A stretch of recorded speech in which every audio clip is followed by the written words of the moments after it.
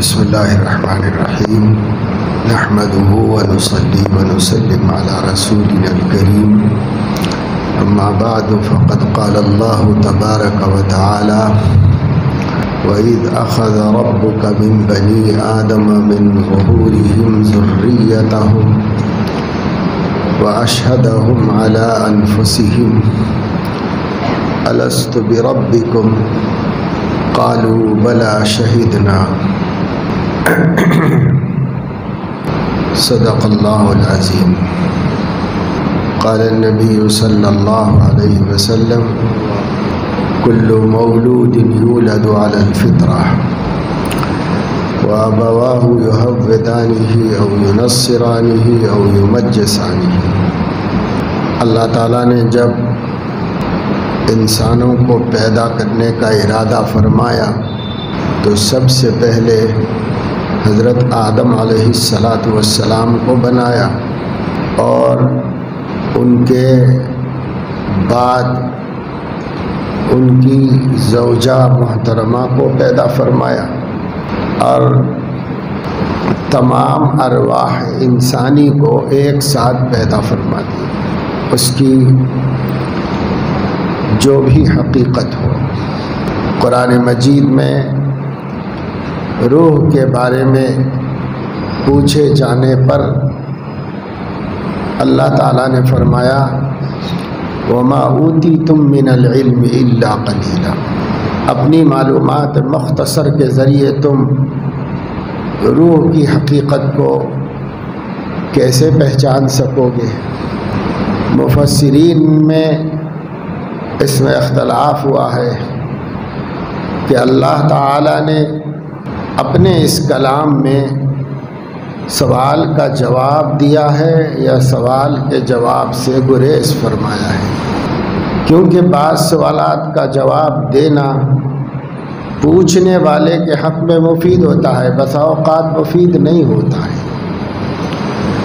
قُلِ الرُّوحُ مِنْ أَمْرِ رَبِّي وَمَا أُوتِيتُم مِّنَ الْعِلْمِ إِلَّا قَلِيلًا۔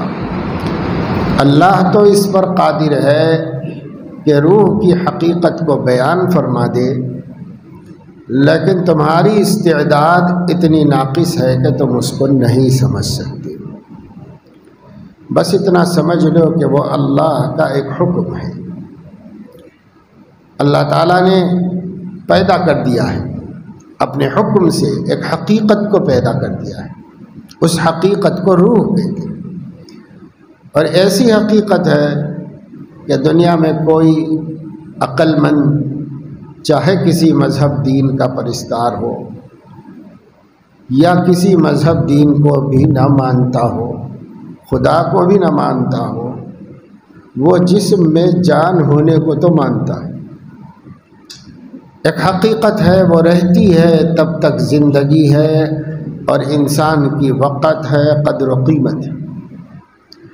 جب وہ چیز انسان میں سے نکل جاتی ہے تو پورا انسان جو کا تو موجود ہوتا ہے، ایک رونگٹے کی بھی کمی نہیں ہوتی اس کے اندر، لیکن اس کے باوجود بے وقت بے قدر و قیمت ہو جاتا ہے۔ آدمی کہتا ہے اس مٹی کے ڈھیر کو مٹی میں لے جا کے ملا تو کہاں رکھیں گے، کیوں رکھیں گے، کوئی قدر نہیں۔ کسی کو اس مٹی کے ڈھیر سے کوئی پیار نہیں، کوئی محبت نہیں، کوئی جلا دیتا ہے، کوئی دفنا دیتا ہے، مگر رکھتا تو کوئی بھی نہیں۔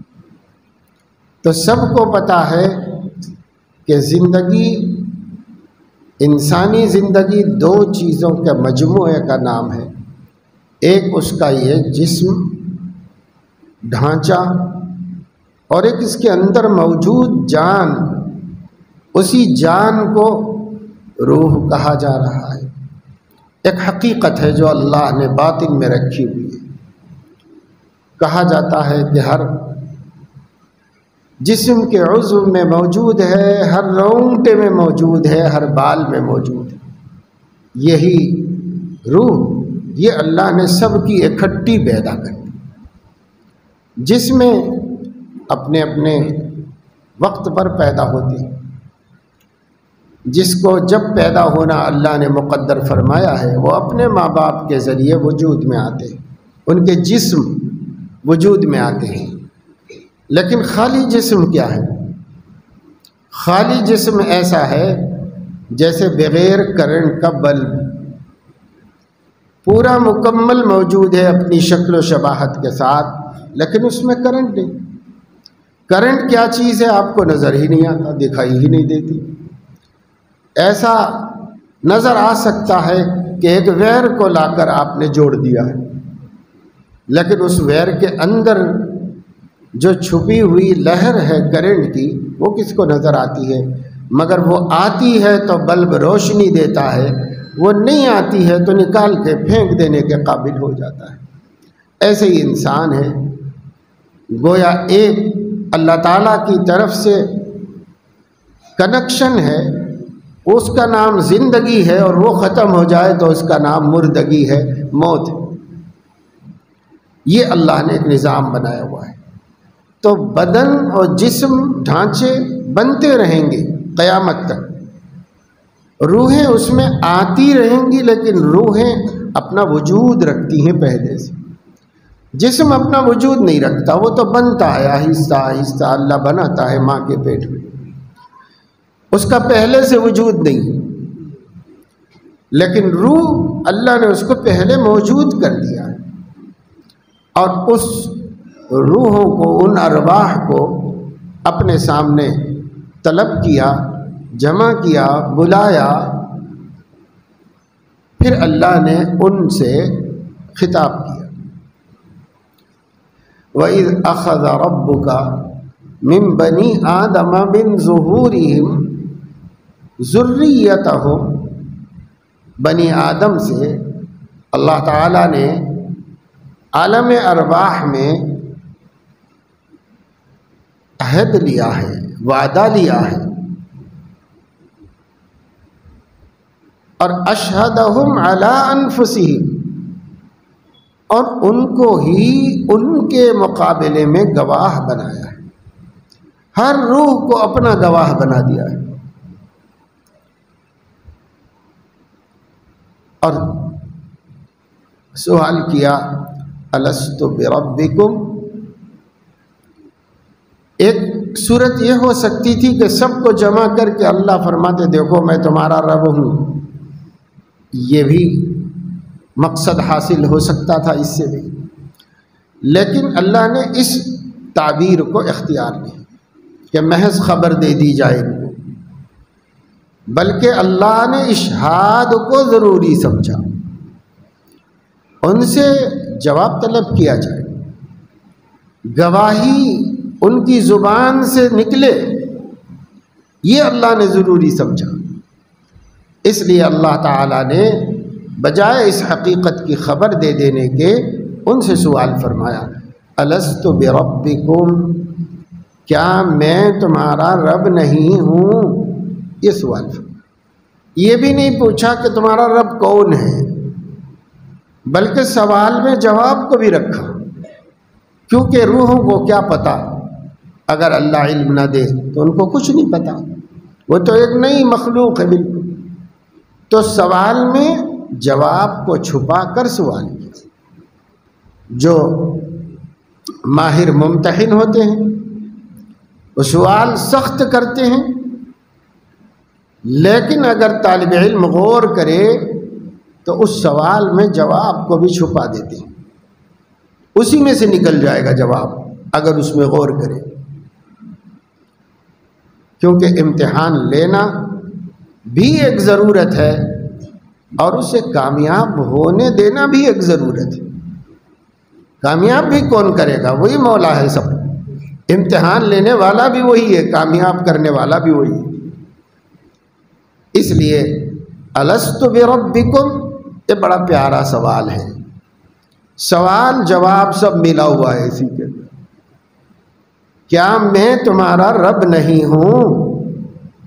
اس کا جواب ہر روح کے سامنے یہی تھا کہ آپ ہی ہمارے رب ہیں، آپ نے پیدا کیا، آپ سامنے لا کے کھڑا کیے ہیں، آپ ہم سے سوال کر رہے، تو اور کون ہو سکتا ہے ہمارا رب؟ ہم تو کسی اور کا احسان نہیں جانتے، ہم تو کسی اور مالک کو نہیں جانتے، جس نے پیدا کیا اسی کو جانتے۔ اس لیے روحوں نے کہا کہ بلا شہیدنا، کیوں نہیں، بے شک آپ ہی ہمارے رب ہیں اور ہم اس کے گواہ ہیں، ہم اس کا اقرار کرتے ہیں، ہم اس کا اعتراف کرتے ہیں، آپ ہی ہمارے رب ہیں۔ اللہ تعالیٰ فرما رہے ہیں یہ میں نے ازل میں عالم ارواح میں جب میں نے روحیں بنا لیں ان سے میں نے اپنی ربوبیت کا اقرار اور اعتراف یوں ہی نہیں کرا دیا، بلکہ یہ واقعہ، یہ میثاق حجت بنا دیا ہے بندوں کے اوپر اللہ تعالیٰ نے، ان تقولوا یوم القیامت انا کنا عن ھذا غافلین، کہیں تم قیامت میں جب ناکام ہو جاؤ تو یہ عذر پیش کرنے لگو کہ ہمیں تو سب معلوم نہیں تھا، ہمیں تو یہ سب معلوم نہیں تھا، انا کنا عن ھذا غافلین، ہم غافل تھے، ہمیں نہیں معلوم تھا کہ آپ ہمارے رب ہیں۔ کوئی نہ کہہ سکے، کوئی بنی آدم، ایک بچہ آدم کی اولاد میں کسی کے پاس عذر نہیں ہے کہ قیامت میں یوں کہے کہ ہمیں معلوم نہیں تھا، کہنے کا عذر کسی کے لیے اللہ نے رکھا۔ ان تقولوا یوم القیامت انا کنا عن ھذا غافلین، کہیں تم قیامت میں یہ بہانہ کرنے لگو کہ ہمیں یہ بات نہیں معلوم تھی، اس لیے پہلے ہی میں نے بتا دی، اب پہلے ہی تمہاری فطرت میں اس حقیقت کو سمو دیا۔ اگر اللہ روح کی فطرت میں اپنی ربوبیت کا یقین نہ سماتا تو روح جواب کیسے دیتی؟ اللہ نے سما دیا ان کے اندر، اس لیے انہوں نے اس کا جواب دے دیا۔ ہر روح اس بات کا اقرار کرتی ہے کہ ہمارا رب اللہ ہے، ہمارا رب اللہ ہے، ہر روح اس بات کا اقرار کرتی، کر کے آئی ہے، آج بھی کرتی ہے۔ اللہ تعالیٰ نے قرآن مجید میں بڑے بڑے منکروں، غافلوں اور اللہ تبارک و تعالی شانہ کی توحید اور وحدانیت کا انکار کرنے والوں کے بارے میں، اللہ کے ساتھ دوسری مخلوق کو شریک کرنے والوں کے بارے میں اللہ تبارک و تعالی شانہ نے قرآن مجید میں مختلف جگہوں پر بتایا ہے کہ ان کے ضمیر بھی اس فطرت کی آواز کے قائل ہے، ان کے ضمیر بھی قائل ہے، یہ فطرت کی آواز ہے جو اللہ نے فطرت میں رکھی۔ وَإِذَا رَكِبُوا فِي الْفُلْكِ دَعَوُا اللَّهَ مُخْلِصِينَ لَهُ الدِّينَ، جب یہ بڑے سے بڑا مشرک اور بڑے سے بڑا کافر اور بڑے سے بڑا منکر کشتی میں بیٹھتا ہے اور کشتی پانی کے درمیان میں چلی جاتی ہے تو زبان سے چاہے کچھ بھی کہتا ہوگا مگر دل سے اللہ کو پکارتا ہے۔ دعوا اللہ مخلصین لہ الدین، بعض لوگ دل کی آواز کو ظاہر کرنے سے شرماتے ہیں، بعض لوگ اسے شان کے خلاف سمجھتے ہیں، استکبار کرتے ہیں کہ میں بھی بولوں تو میں ہوں نا، اب میں کسی اور کا کیوں اقرار کروں، تو نہیں بولتے، لیکن من کس کو پکارتے ہیں؟ من اللہ ہی کو پکارتا ہے۔ دعوا اللہ مخلصین لہ الدین، انہوں نے اللہ کو پکارا، دین کو اللہ کے لیے خالص کر کے، یعنی یہ مان کے کہ رب آپ ہی ہیں، پروردگار آپ ہی ہیں، خالق آپ ہیں، مالک آپ ہیں، نافع آپ ہیں، زار آپ ہیں، یہ کشتی کو بچا کے نکالنے والے آپ ہیں اور اس کشتی کو پانی میں غرقاب کر دینے والے آپ ہیں، سب آپ کے پاس ہے۔ ادب یہ بتایا گیا ہے کہ نقصان دینے والے اور مضر اور مذموم باتوں کی نسبت اللہ کی طرف نہیں کی جائے گی، لیکن فیصلے سب اللہ کرتے ہیں، سب اللہ کرتے ہیں۔ یعنی یہ تو نہیں کہا جائے گا کہ آپ بیمار کرتے ہیں لوگوں کو، یہ کہا جائے گا کہ آپ صحت دیتے ہیں۔ بیمار بھی اللہ ہی کرتا ہے، کیونکہ اس کا فیصلے سے بیمار ہوتا ہے، لیکن ادب کا تقاضا یہ ہے کہ اس کی نسبت اللہ کی طرف نہ کی جائے۔ جیسے ابراہیم علیہ السلام نے فرمایا اذا مرضت فہو یشفی، میں بیمار ہوتا ہوں وہ شفا دیتا ہے۔ حالانکہ ہم کو بیمار ہونے کی طاقت بھی نہیں کہ ہم بیمار ہو جائیں، لیکن ہم بیمار ہوتے ہیں، اللہ شفا دیتا ہے۔ لیکن حقیقت کیا ہے؟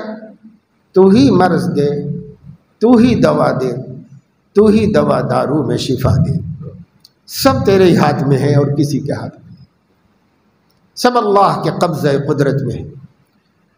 لیکن ہر ہستی کا احترام ہے، اس احترام سے بات کی جاتی ہے، اس کی عظمت ملحوظ رکھ کر بات کی جاتی ہے۔ تو اللہ رب العزت کو ہی پکارا، دعوا اللہ مخلصین لہ الدین۔ کیا پکارتے ہیں؟ زبان سے چاہے کوئی سا بھی راگ الاپتے ہوں گے، بہت سے تو ایسے بھی ہیں کہ مومن ہو کر بھی مشرک ہیں۔ ہم ایک مرتبہ حج کے سفر میں تھے اور فلائٹ میں سب حجاج ہی تھے، عازمین حج ہی تھے سب۔ اور ظاہر ہے کہ جس طرح لوگ ہوتے ہیں بے تہذیب قسم کے، ہر قسم کی گڑبڑ شڑبڑ، پائلٹ پریشان، انتظامیہ پریشان کہ یہ کیسے مسافروں کو ہم لے کے جا رہے ہیں۔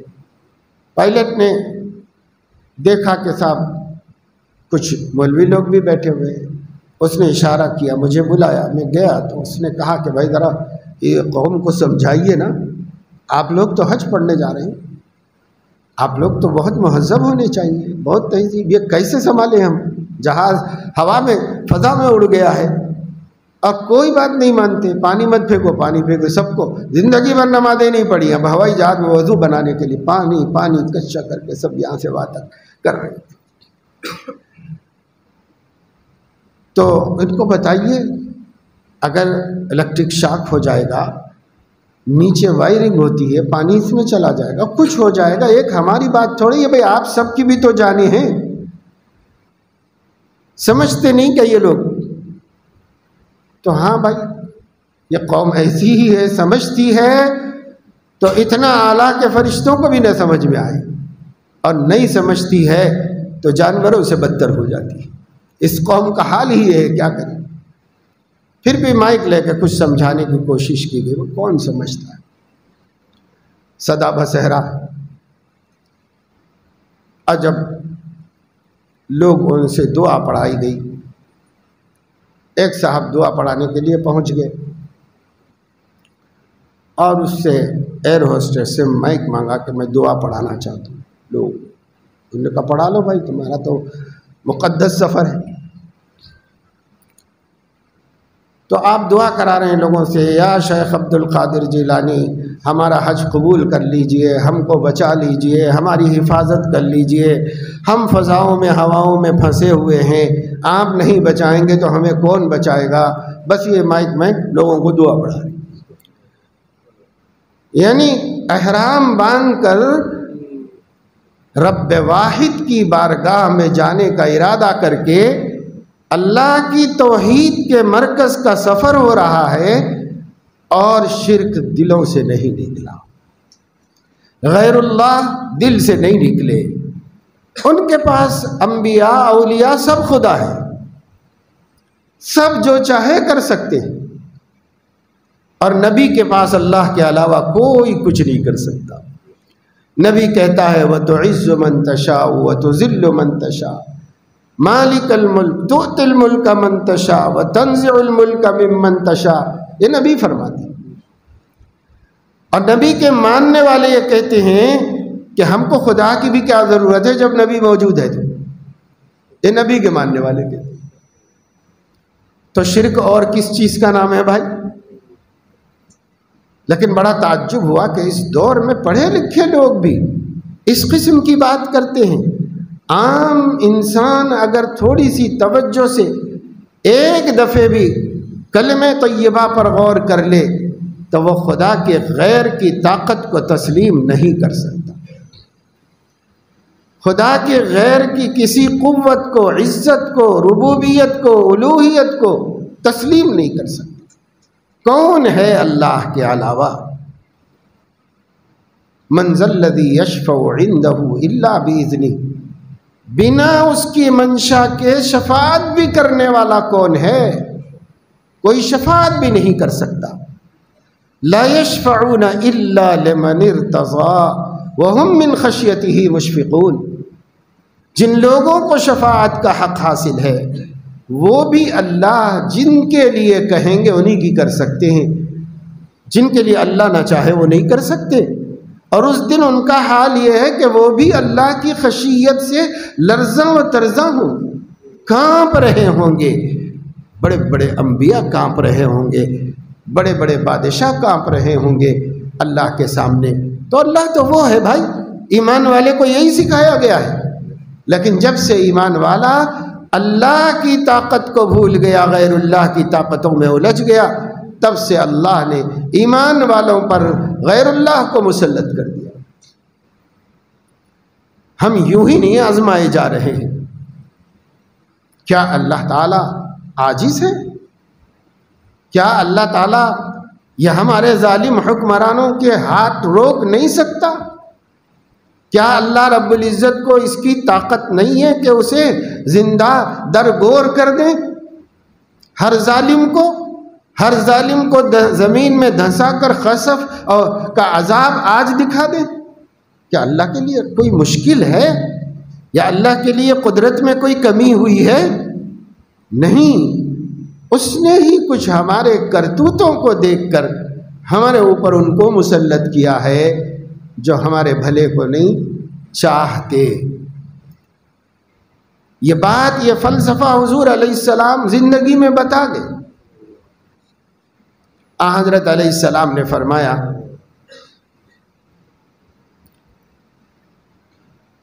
اللہم لا تسلط علینا بذنوبنا من لا یخافک فینا ولا یرحمنا۔ اے اللہ، ہمارے گناہوں کی وجہ سے ناراض ہو کر، خفا ہو کر آپ ہمارے اوپر مت مسلط کر دیجئے کسی ایسے شخص کو جو ہمارے حق میں نہ رحم دل ہے نہ آپ کا خوف رکھتا ہے۔ من لا یخافک فینا، آپ سے بھی نہیں ڈرتا ہے ہمارے بارے میں، ولا یرحمنا، نہ ہمارے اوپر رحم کرتا ہے۔ دیکھ لو روزانہ میڈیا میں، خبروں میں کیسے لوگ مسلط ہوئے ہیں۔ لا یخافک فینا ولا یرحمنا، نہ اللہ سے ڈرتے ہیں کہ ہمارے بارے میں جواب دینا پڑے گا، اور نہ ہی ہمارے اوپر رحم کرنے کو عدل کا، انصاف کا، حکمرانی کا تقاضا سمجھتے ہیں۔ یہ مسلط کیسے ہوئے؟ بے ذنوبنا، ہمارے گناہوں کے بعد مسلط ہوئے، ہماری بدلی ہوئی زندگی کے بعد مسلط ہوئے، ہماری دین بیزاری کے بعد مسلط ہوئے، ہمارے خدا سے دور ہونے کے بعد مسلط ہوئے، نبی کی بے وفائی کے بعد مسلط ہوئے، قرآن کی حق تلفی کے بعد مسلط ہوئے، نمازوں کو غارت کرنے کے بعد مسلط ہوئے۔ ایسے تھوڑی ہو گئے بھائی، ایسے تو کس کی ہمت ہے کہ وہ مسلمان کو آنکھ دکھا سکے؟ یہ کسی کی ہمت نہیں۔ اگر دکھا رہا ہے تو حق یہ ہے کہ مسلمان نہیں۔ لا تہینوا ولا تحزنوا وانتم الاعلون ان کنتم مؤمنین، یہ ان شرطیہ ہے۔ تم لوگ ایمان کے تقاضوں پر قائم رہو گے تو پھر تمہیں گھبرانے کی ضرورت نہیں، کوئی تمہیں نیچا نہیں دکھا سکتا اگر تم ایمان کے تقاضوں پر قائم ہو۔ وعدہ غلبہ ہے مومن کے لیے قرآن میں، پھر جو تو غالب نہیں، کچھ ہے کسر ایمان میں، یہ دور کرو۔ وہ وعدہ سچا ہے اللہ کا، وعدہ اللہ غلط نہیں کرتا، اللہ تو اللہ ہے، سب سے سچ بولنے والا ہے۔ ومن اصدق من اللہ قیلا، اللہ سے زیادہ کون سچ بول سکتا ہے؟ اس کا وعدہ غلط نہیں ہے، ہماری شرط ہی ختم ہو گئی۔ ہم شرط پوری کریں، اس کا وعدہ پورا ہے۔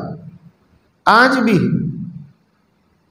کوئی علاقے اور کسی جگہ کے لوگ سب مل کر طے کر دیں اور توبہ کر لیں اور ایمان والے تقاضوں پر زندگی گزارنے کا ارادہ کر لیں، مرد عورت چھوٹے بڑے سب مل کر آج کر لیں، آج اللہ کی نصرت ان کے پاس پہنچ جائے، کیونکہ وعدے میں کوئی شک نہیں، اللہ کے وعدے میں کوئی شبہ نہیں، وعدہ سچا ہے اللہ رب العزت کا۔ تو دیکھو، جب تک خدا تعالی کا در مضبوطی سے توحید کی حقیقت کو سمجھے ہوئے نہیں تھامے رہو گے، تب تک اللہ کی مدد نہیں آئے گی، کیونکہ اللہ کا نظام یہ ہے، جو اللہ کا محتاج ہے اللہ اس کے لیے کافی ہو جاتا ہے، اور جو اللہ کے غیر کی بھی ضرورت سمجھتا ہے تو اللہ اس سے دستبردار ہو کر اس بندے کو اس غیر کے حوالے کر دیتا ہے، خود ہٹ جاتا ہے کہ بھائی اب میں، دیکھو حدیث میں کیا ہے، انا اغنی الشرکاء عن الشرک، خود اللہ فرما رہا میں پارٹنرشپ کا قائل نہیں ہوں، اگر کوئی میرے ساتھ کوئی پارٹنر مانے گا تو میں سب کچھ اس کو دے کے الگ ہو جاؤں گا، مجھے ضرورت نہیں ہے کہ میں پارٹنر بنوں کسی کا، میں کسی کا پارٹنر نہیں ہوں۔ اغنی الشرکاء عن الشرک، ایک کو بھی میرے ساتھ شریک کرو گے وہ تم کو اس کے حوالے کروں گا اور میں دستبردار ہو جاؤں گا، مجھے نہیں ضرورت ہے کہ میں کسی کا پارٹنر بن کر خدائی کروں، مجھے نہیں ضرورت ہے، میں تنے تنہا یکتا و یگانا واحد اور اکیلا خدا ہوں، قدرتوں کے ساتھ، قوتوں کے ساتھ، طاقتوں کے ساتھ، پوری کائنات کی ملکیت کے دعوے کے ساتھ، ایک چھوٹا سا ذرہ بھی میرا ہے، کوئی اور اس کا مالک نہیں ہے، بڑے سے بڑا پہاڑ بھی میرا ہے، کوئی ملکیت کا دعویٰ نہیں کر سکتا۔ اس دعوے کے ساتھ دنیا میں کوئی ہے معبود؟ جتنے جھوٹے معبود تسلیم کر لیے گئے ہیں ان کے بارے میں بھی انہیں پوجنے والوں نے دنیا کا مالک نہیں مانا ہے۔ بعض مفسرین نے فرمایا للہ ملک السماوات والارض جیسی بات اللہ جو قرآن میں کہتا ہے کہ زمین آسمان کی ہر چیز کا میں مالک ہوں، تو آج تک دنیا میں کسی نے خود مالک ہونے کا دعویٰ نہیں کیا، کسی نے بھی نہیں کیا، اور کسی نے کیا تو لوگوں نے مانا بھی نہیں ہے اس کی، صرف اکیلا اللہ ہے۔ اور یہ قاعدہ ہے کہ جب کسی چیز کی ملکیت کا مدعی ایک ہی شخص ہوتا ہے تو وہ چیز اسی کی ہوتی، چونکہ پوری کائنات کے ذرے ذرے پتے پتے کا اللہ تعالیٰ اکیلا مالک ہونے کا دعویٰ کر رہا، اب کوئی دوسرا نہیں ہے تو سب اللہ کا ہے۔ اب اس سے بھی آسان کیا اللہ ہمارے لیے اپنا مالک ہونا ثابت کرے، یہ سب کے نزدیک قبول ہے، تسلیم ہے۔ اس لیے فرمایا کشتی پہ سوار ہوتے ہیں تو اللہ کو اکیلے کو پکارتے ہیں، کسی کو نہیں ملاتے اس میں۔ اب میں جو قصہ سنا رہا تھا نا بھٹکے ہوئے مسلمان کا، اس کا بھی حال یہ ہوگا کہ اگر ذرا سا موسم خراب ہو اور جہاز جھونکے لینے لگے تو کوئی آلہ رکھ کے دیکھو، وہ موصوف کو بھی اللہ ہی یاد آئے، کوئی پیرانے پیر دستگیر یاد نہیں آئیں گے، اللہ ہی یاد آئیں گے ان کو۔ اور کسی لక్ష్می کالی کو پوجنے والے کے قلب پہ رکھ کے دیکھو، اسے بھی خدا ہی یاد آئے گا، اور خدا کے علاوہ کوئی یاد نہیں آئے گا۔ فَلَمَّا نَجَّاهُمْ إِلَى الْبَرِّ اِذَا هُمْ يُشْرِكُونَ، مگر بندوں کی بے وفائی کا یہ حال ہے کہ ہم بچا کر ساحل پہ پہنچا دیتے ہیں، خشکی پر پہنچا دیتے ہیں، تو سکون کا سانس لیتا ہے، مگر اب شکریہ کس کا ادا کرے؟ اس کے لیے مندروں کو، معبدوں کو، درگاہوں کو ڈھونڈتا پھرتا ہے، پر خدا کو نہیں یاد کرتا۔ کس کا شکریہ ادا کرے؟ وہاں جا کے چادر چڑھاؤں گا، یہاں جا کے یہ کروں گا، وہاں جا کے وہ کروں گا۔ اللہ سے، اللہ کون بچایا تھا؟ کس کو پکارا تھا؟ اب سب بھول گیا، سب فراموش۔ تو اللہ نے فرمایا کوئی بندہ ایسا نہیں ہے جس سے میں نے اقرار کرا لیا تھا کہ میں ہی اس کا رب ہوں، مصیبت میں مجھے نہ پکارتا ہو، ایسا کوئی نہیں ہے۔ سب خدا ہی کو پکارتے ہیں مصیبت۔ نہ کسی کا کہیں سے کام بنا اور نہ کہیں سے کسی کا کام بن سکتا ہے۔ ہاں، اللہ تعالیٰ اپنے غداروں کو، اپنے باغیوں کو اور دور کر دینے کے لیے انہیں فریب میں مبتلا کر دیتے ہیں۔ زین لہم الشیطان اعمالہم فصدہم عن السبیل فہم لا یہتدون۔ ان کی بدعملیوں کو شیطان خوبصورت بنا دیتا ہے، بے دینی کو دین بنا دیتا ہے، بدعت کو سنت دکھاتا ہے، بد اخلاقی کو اخلاق کے روپ میں ڈھال دیتا ہے۔ زین لہم الشیطان اعمالہم، کام تو سب غلط کر رہے ہیں لیکن سب اچھے لگ رہے، اس کو سب اچھے لگ رہے، سب اچھے لگ رہے۔ پھر نتیجہ کیا ہوگا؟ فصدہم عن السبیل، سیدھے رستے سے اس طرح ہٹا لے گا، اور جب ہٹ جائے گا تو ہم لا یہتدون، وہ ہدایت یاب نہیں ہو سکتے، وہ کبھی ہدایت یاب نہیں ہو سکتے۔ اس لیے میرے عزیز و دوستو، سب سے پہلا سبق وہی ہے جو اللہ نے سب سے پہلے دیا ہے۔ ہمارا رب اللہ ہے، ہمارا رب اللہ ہے، ہمارا خالق اللہ ہے، ہمارا مالک اللہ ہے، ہمیں عزت دینے والا اللہ ہے، ذلت دینے والا اللہ ہے، ہماری عورتوں کے گود کو اولاد سے آباد کرنے والا اللہ ہے، ہماری تمنائیں پوری کرنے والا اللہ ہے، ہمارا مشکل کشا اللہ ہے، ہمارا حاجت روا اللہ ہے۔ کوئی کسی سے مانگتا، کوئی کسی کو سمجھتا ہوگا، جو بھی کسی اور کو سمجھتا ہے وہ موحد اور مومن نہیں ہے۔ جو صرف اللہ کو سمجھتا ہے وہ مومن ہے، وہ موحد، صرف اللہ۔ جھک جائے نہ سر جس پہ اسے در نہیں کہتے، ہر در پہ جو جھک جائے اسے سر نہیں کہتے۔ مومن کا سر اللہ کے سامنے جھکتا ہے، وہ کہیں بھی نہیں جھکتا۔ مومن نے کسی کے آگے ہتھیار نہیں ڈالے۔ مومن صرف اللہ، صرف اللہ، اللہ کے علاوہ کسی اور کو مومن نہیں تسلیم کرتا، نہیں مانتا۔ جب تک یہ مزاج نہیں بنے گا تب تک آپ کی یہ دینداری وہ اللہ کے ہاں اعتبار نہیں پائے گی، اور اس کا نتیجہ اور اس کا بدلہ اور اس کا صلہ لے کر نہیں آئے گی دنیا میں۔ اللہ تعالیٰ سب سے پہلا سبق، سب سے پہلا امتحان، اللہ کو بس یہی دیکھنا ہے کہ بندہ وفادار کس کا ہے۔ زبان سے اللہ کا نام جپتے رہو، لیکن جب مال کا معاملہ آئے تو اللہ کے بے وفا بن جاؤ، کاروبار کی بات آئے تو اللہ کے بے وفا بن جاؤ، پارٹنروں کو ڈبانے میں سبز باغ نظر آ رہا ہے تو اللہ کے بے وفا بن جاؤ۔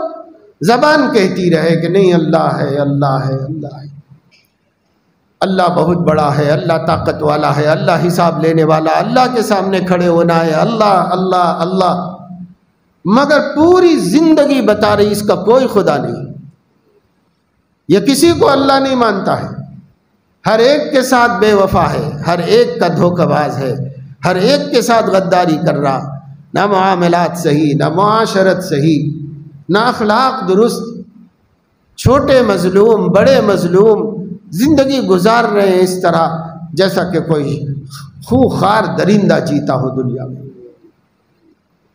تو ایسا زبان سے کہنا نہیں چلے گا۔ صحابہ نے ایک دفعہ زبان سے کہا تھا ربی اللہ، پھر پوری زندگی سے بتا دیا کہ ان کا رب اللہ کے علاوہ کوئی نہیں، وہ صرف اللہ ہی کو رب مانتے۔ ابراہیم علیہ السلام کو تو فرشتوں نے آ کر نمرود کے مقابلے میں مدد کرنے کا پیشکش کیا۔ ابراہیم علیہ السلام نے فرمایا تم خدا ہو کیا؟ مجھے اللہ کی مدد چاہیے، تمہاری نہیں چاہیے۔ کیا میرا اللہ مجھے نہیں دیکھ رہا ہے؟ اگر بچانا ہے وہ بچائے گا، اور اگر نہیں بچانا ہے تو وہ جلائے گا، اور وہ بچانا چاہے تو ہم بچنے کے لیے خوش ہیں، اور وہ جلانا چاہے تو ہم جلنے کے لیے خوش ہیں۔ ہم نے تو ایک کو مانا ہے، ہمارا ایک ہی رب ہے، ہم اسی کے چہیتے ہیں، ہم اسی کے چاہنے والے ہیں۔ تم بھی کون؟ تم بھی تو غیر اللہ ہو، تم کون؟ یہاں تک توحید کو کمال پر پہنچایا۔ فَأَتَمَّهُنَّ، اللہ نے آزمایا، ہر جگہ توحید کامل نکلی، ہر جگہ توحید کامل نکلی۔ حضرت ابراہیم علیہ السلام کی جب ایسا کامل موحد بندہ اللہ نے بنا کر قرآن میں اس کا ذکر کیا تو اس امت کے افراد سے فرمایا قد كانت لكم اسوة حسنة في ابراہیم والذین معه، تمہارے لیے ابراہیم کی زندگی میں اسوہ حسنہ ہے۔ بڑے پکے آدمی تھے، غیر اللہ سے سمجھوتا ہی نہیں کر سکتے تھے۔ اذ قالوا لقومهم انا براء منکم ومما تعبدون من دون اللہ، تم خدا کو چھوڑ کر جس کو پوجتے ہو ہم بری ہیں، بھائی ہم اس سے بری ہیں، ہم اس سے کوئی اتفاق نہیں رکھتے، ہم صرف خدا کی بندگی میں اعتقاد رکھتے ہیں، اعتماد رکھتے ہیں، یقین رکھتے ہیں، ہم تمہارے معبودوں کو کچھ نہیں سمجھتے۔ کفرنا بکم، ہم جھٹلا بھی دیے ہیں، ہم صاف کہہ رہے ہیں جو غیر اللہ ہے وہ اللہ نہیں ہے، ہمیں اس کا کسی کا ڈر نہیں۔ کیوں؟ اس واسطے کہ مرنا تو ایک دن سب کو ہے، اور ہم بھی مرنے والے ہیں، مگر ہماری آرزو یہ ہے کہ جب ہم مر رہے ہوں تو ہمارا من کہہ رہا ہو ربی اللہ، میرا رب صرف اللہ ہے، میرا رب صرف اللہ ہے، میں اس کے علاوہ کسی کو رب نہیں مانتا۔ وہی پالنہار، وہی پروردگار، وہی عزت دینے والا، وہی دولت دینے والا، وہی صحت دینے والا، اسی نے ہماری آنکھیں بنائی اور آنکھوں میں روشنی رکھی، اسی نے ہمارے کان بنائے اس میں سنوائی رکھی، اسی نے ہمارے منہ میں گوشت کا ایک ٹکڑا رکھا اس میں گویائی کی طاقت دی۔ کیا کرشمہ ہے، کون بنایا، کیسے بنایا؟ اللہ ہے، ہمارا ایک رب ہے، بس سب اسی رب کے کرشمے ہیں، سب اسی رب کے کارنامے ہیں۔ گلستان میں جا کے ہر ایک گل کو دیکھا، تیری ہی سی رنگت، تیری ہی سی بو ہے، جدھر دیکھو خدا نظر آئے، جدھر دیکھو خدا کی قدرت دکھائی دے۔ ایسا بندہ اللہ کے غیر کی طرف متوجہ ہی نہیں ہوتا، ایسا بندہ ہمیشہ اللہ کی طرف متوجہ ہوتا ہے۔ اللہ نظر آنے کا مطلب وہ چیزیں، وہ سامان، وہ اشیاء، وہ درخت، وہ پتھر، یہ خدا ہیں؟ نہیں، اللہ نظر آنے کا مطلب یہ ہے کہ اس کا من پکارتا ہے کہ اس کا خالق بھی اللہ ہے، اس کا خالق بھی اللہ ہے، اس کا مالک بھی اللہ ہے، اس کا مالک بھی اللہ ہے۔ پانی کی ایک بوند دیکھا، اس کا مالک بھی اللہ ہے، اور سمندر کی ایک موج دیکھی، اس کا مالک بھی اللہ ہے۔ مٹی کا ایک ذرہ دیکھا، اس کا مالک بھی اللہ ہے، اور آسمان سے باتیں کرتا پہاڑ دیکھا تو اس کوہ ہمالیہ کا مالک بھی اللہ ہے، سب کا مالک اللہ ہے۔ کون سی چیز ہے جو اللہ کی ملکیت میں نہیں ہے؟ جب سب کا مالک اللہ ہے، سب کا خالق اللہ ہے، تو ہم اس کو چھوڑ کر کس کی وفاداری کریں؟ یا ایھا الناس ما غرک بربک الکریم، اے لوگو کس چیز نے تمہیں رب کریم سے غفلت میں ڈالا ہے؟ کس چیز نے غفلت میں ڈالا ہے؟ کس چیز نے دھوکہ دیا؟ ما غرک بربک الکریم، زیادہ نہ پہچانتے خدا کو، اتنا تو پہچان لیتے، الذی خلقک فسواک فعدلک فی ای صورت ما شاء رکبک، اتنی ہی بات میں غور کر لیتے، جس نے تجھے پیدا کیا ہے اور ٹھیک ٹھیک بنایا ہے، تجھے درست تیار کیا ہے اور تیرے ہاتھ پیر کے اندر بیلنسنگ رکھی ہے، اور جس شکل میں اس نے بنانا چاہا اس شکل میں بنا دیا ہے، کسی کی کوئی مرضی نہیں، ہر شکل الگ ہے اور خدا کی بنائی ہوئی۔ جو مر چکے ان کی بھی شکلیں الگ ہیں، جو موجود ہیں ان کی بھی شکلیں الگ ہیں، جو پیدا ہونے والے ہیں ان سب کو نئی نئی شکلوں میں اللہ بنائے گا، المصور اللہ کے علاوہ کوئی نہیں۔ فی ای صورت ما شاء رکبک، خود جس شکل میں بنانا چاہا اس شکل کے اندر بنایا۔ اتنی بات سے تو تم کو سمجھ میں آ جانا چاہیے تھا نا، دھوکہ نہیں کھانا چاہیے تھا، غیر اللہ کی طرف دھیان نہیں جانا چاہیے تھا، اللہ کے غیر کی طرف نظر نہیں اٹھنی چاہیے تھی، لیکن پھر بھی ایسا ہو رہا ہے تو کیوں ہو رہا ہے؟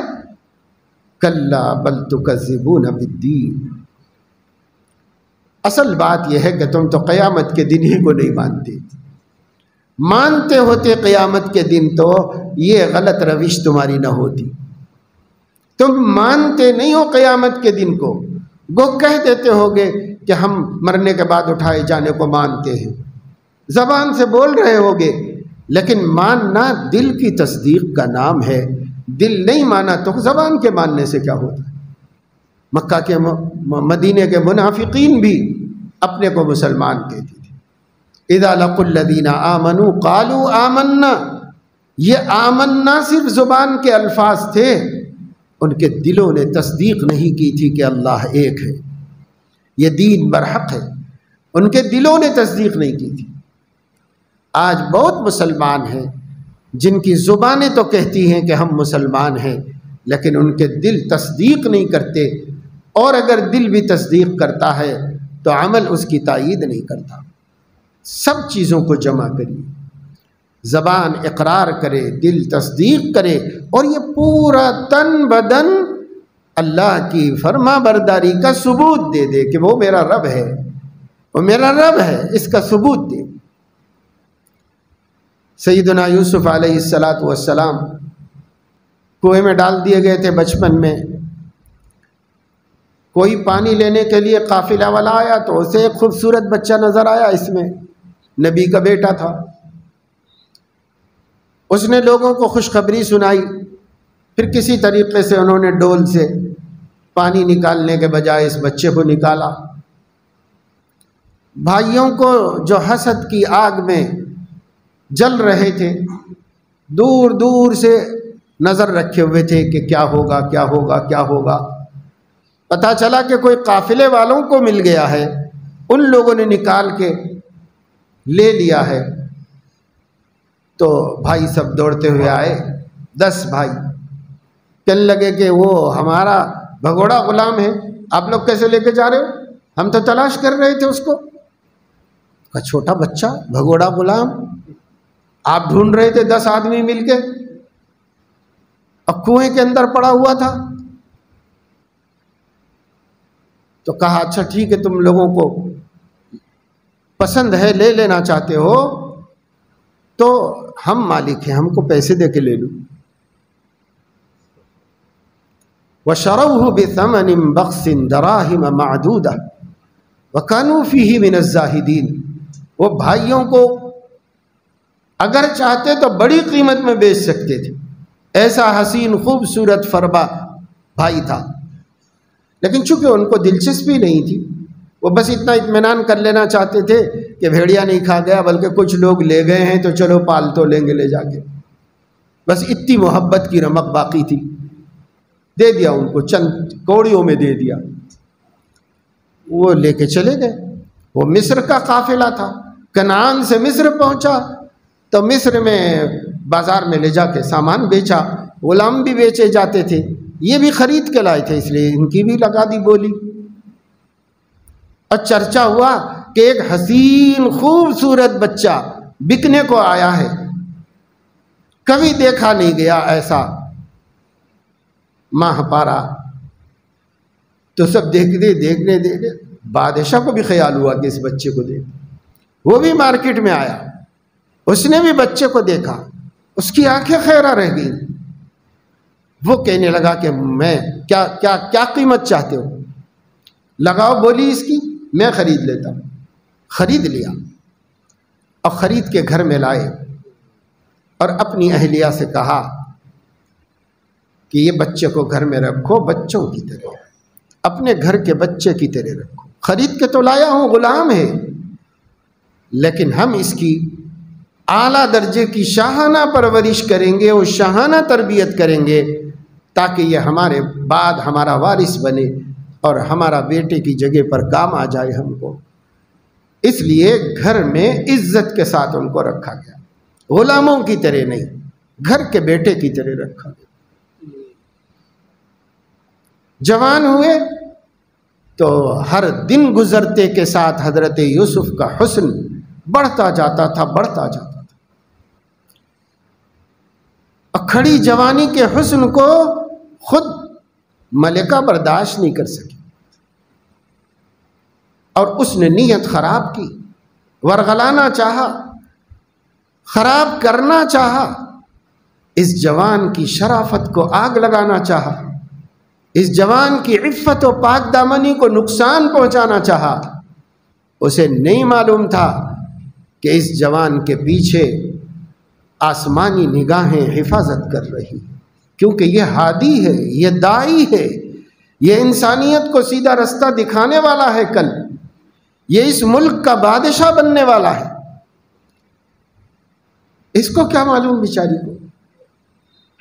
اس کی نفسانیت غالب آئی، وہ دھوکہ دینے لگی، پریشان. ایک دن حکم دے دیا تمام باندیوں کو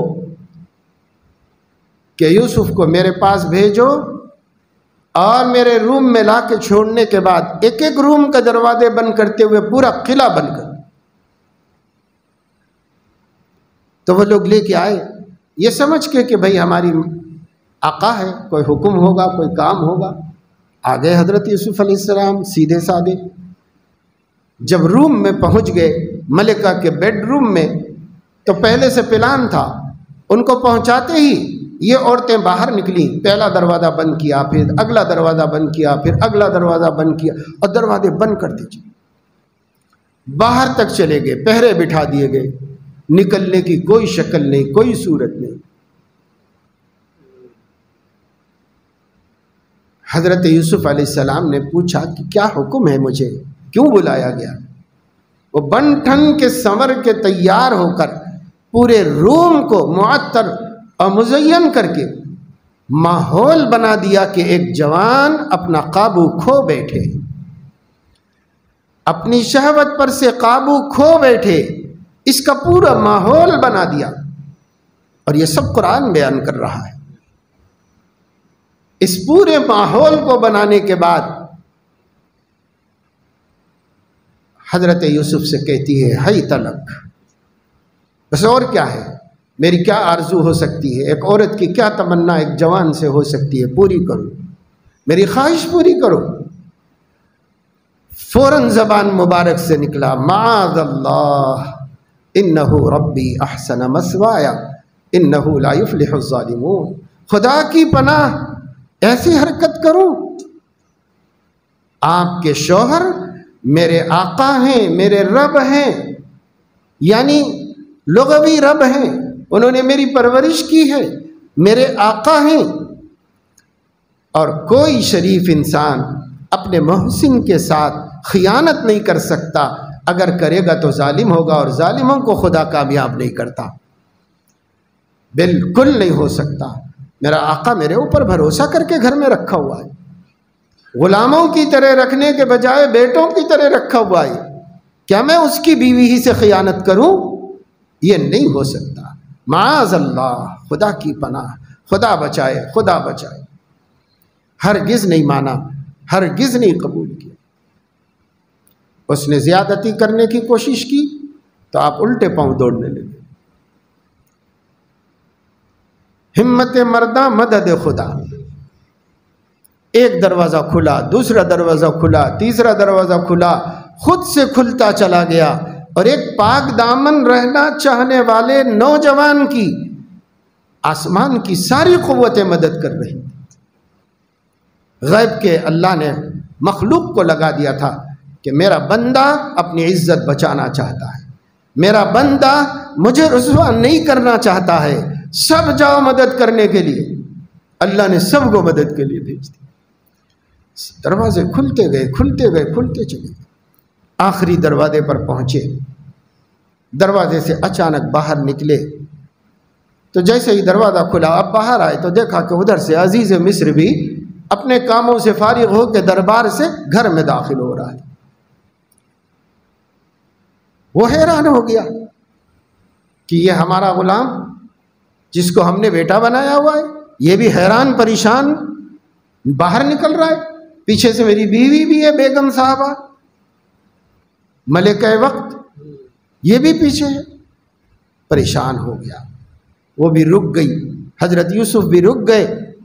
پیچھے رک کر فوراً اس نے بات بدل دی، اور شوہر کا جب ڈر خوف اس کے اندر آیا کہ صاحب یہ بات تو اب راز فاش ہو جائے گا، اب یہ چیز شوہر کے سامنے آ جائے گی، اس لیے اس نے فوراً کہا ما جزاء من اراد باهلك سوءا الا ان يسجن او عذاب الیم۔ بادشاہ، جو آپ کی بیوی کے ساتھ برائی کا ارادہ کرے اس کو کیا سزا ملنی چاہیے؟ یا تو جیل خانے میں بھیجا جائے یا دردناک عذاب میں مبتلا کیا جائے۔ سب خود کا کیا کرایا تھا اور سارا وبال اتار کے حضرت یوسف پہ ڈال دیا۔ پتا تھا کہ اس کا کوئی سہارا نہیں، میں تو ملکہ ہوں، میری تو چل جائے گی اور دال گل جائے گی، اور اس کا کوئی سہارا نہیں۔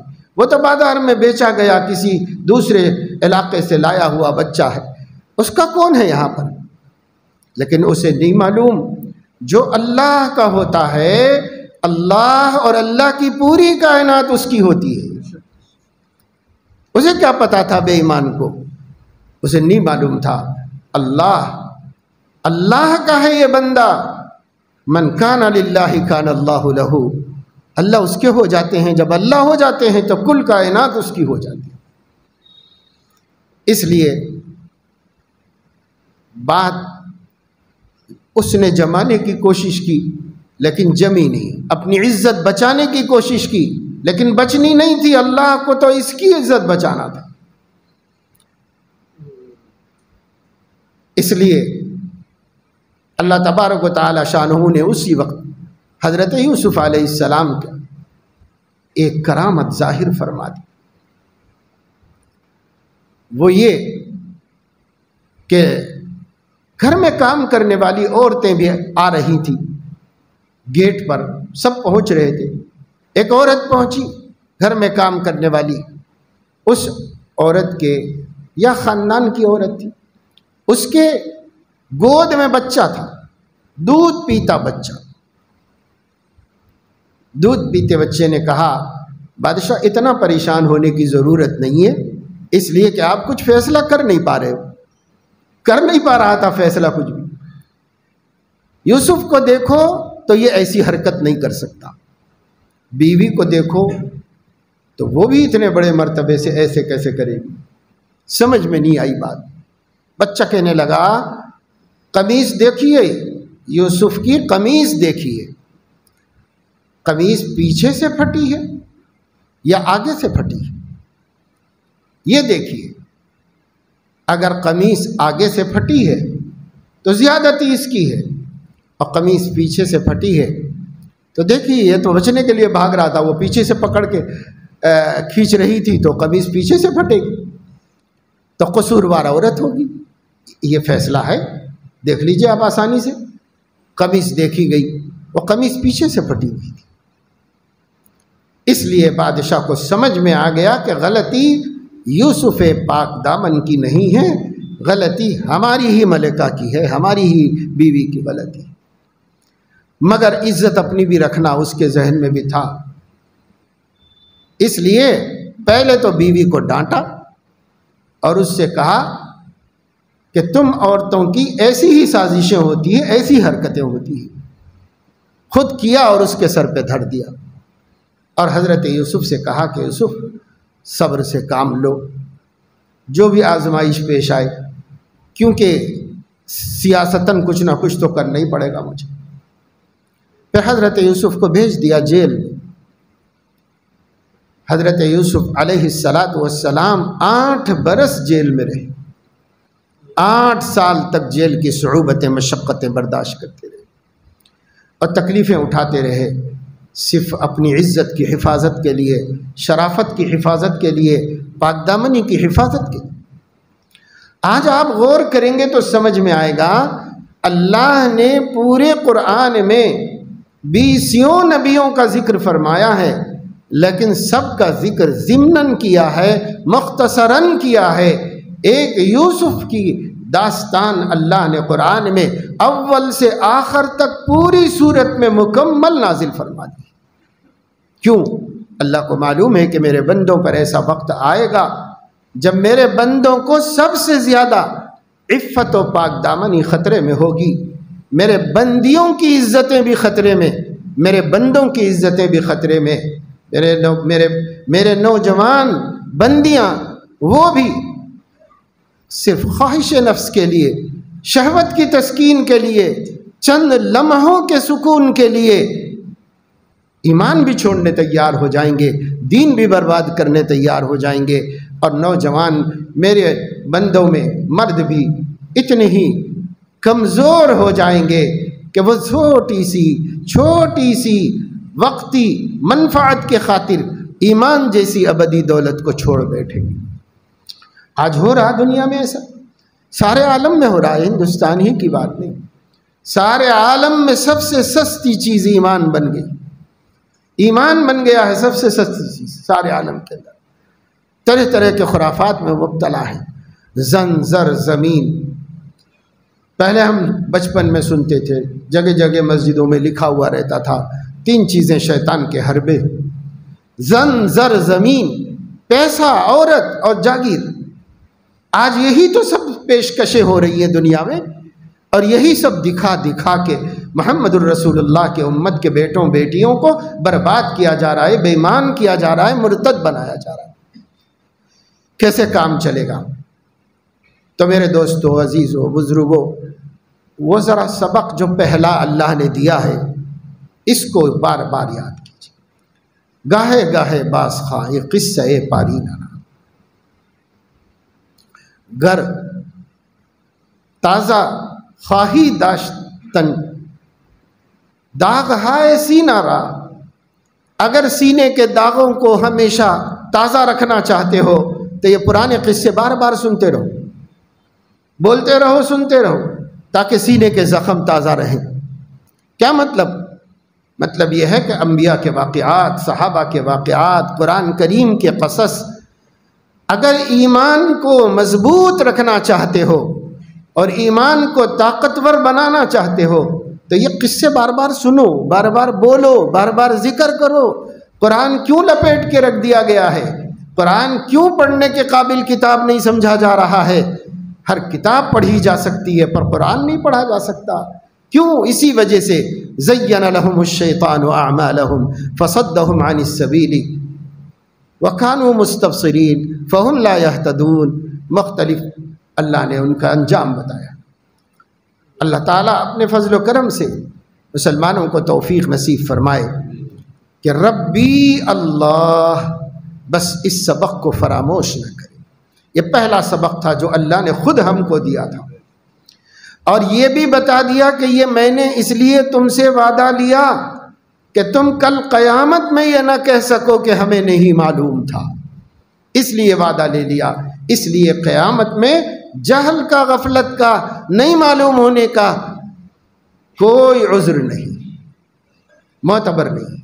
اس لیے توحید کے عقیدے پر مضبوطی سے قائم ہو جاؤ، اللہ کو یکتا یگانہ مان لو، اللہ تعالیٰ کی صفات سے واقف ہو جاؤ، اللہ کی قدرتوں سے باخبر ہو جاؤ، اللہ تعالیٰ کی شان جاننے کی کوشش کرو، معرفت رب پیدا کرو، اور جب رب کی معرفت ہوگی تو رب کے غیر آنکھ میں جچنے والا نہیں۔